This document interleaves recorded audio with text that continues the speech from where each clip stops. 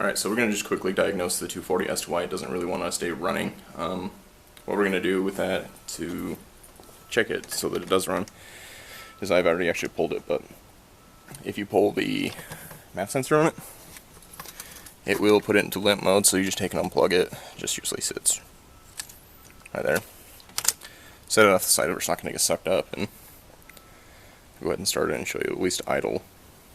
And so when we get it running, we're actually just going to take and pull our spark plugs. We're going to pull our fuel injector clips off on it one at a time just to see if it's a cylinder that's down or if we can start diagnosing as to why it's running so rough.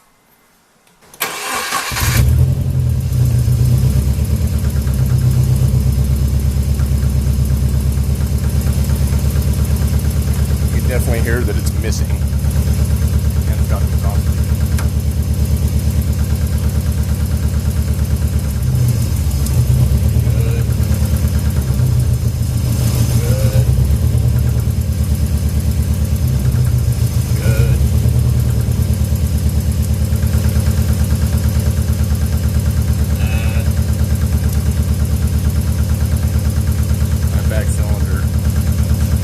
If it, I've already replaced the fuel injector on it once, so I'm wondering if another one's gone.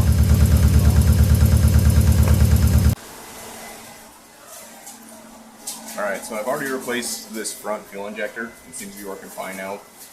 I'm wondering if we lost that back one. Like you heard when I unplugged it, it made no change in the idle.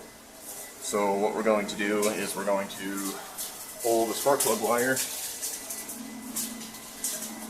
shove a spark plug in there, see if it's firing. Go grab a spark plug. Alright, so the spare one I just have laying around. Shove that in there. Just set it on so it gets contact. Restart.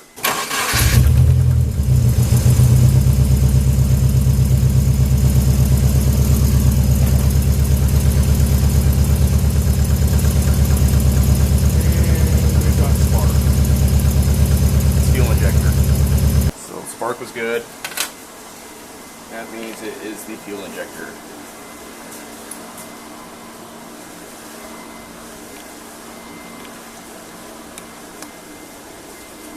So let's replace it. Should have done this in the garage. It's not up here. Pull these guys.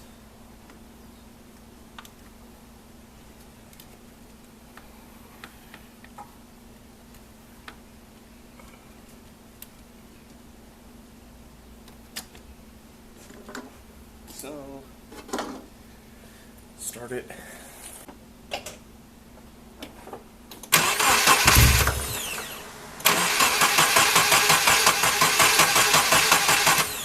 At least now there shouldn't be as much fuel in the back of it.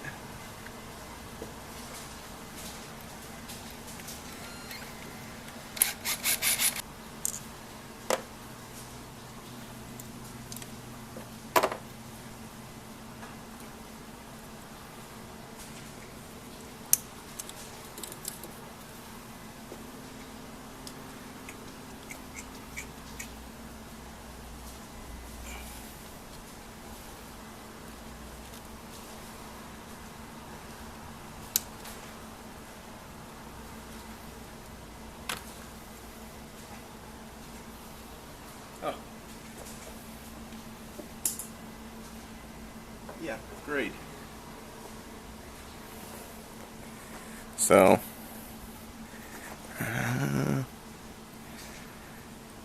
let's see, that one's missing a tip versus the new one.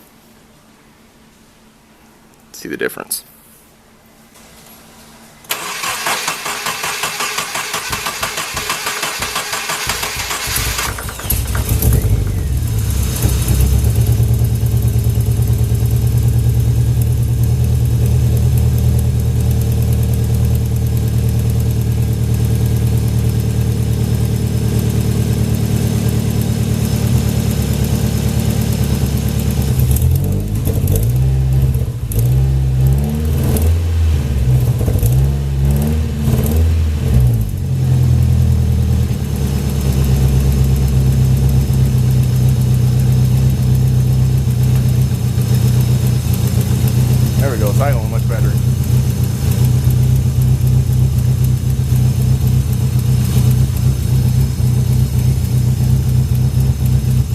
so I'm glad that that cylinder number 4 was the main issue, why it wouldn't even idle, like it would sit and putter and then die. So getting that cleaned up on there, it's a huge relief. I just wanted to do something quick.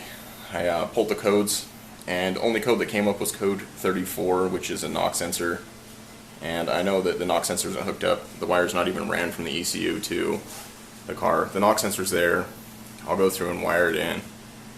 It's not hurting anything, so. But with that being said, I do need to hit this car with the timing light. I do need to kind of run through some of the other sensors and see. Nothing's really popping a code, but with it idling like that, I wonder if the idle air control valve's a little stuck. But I guess we'll just keep chipping away at this. I'd really like to make something soon.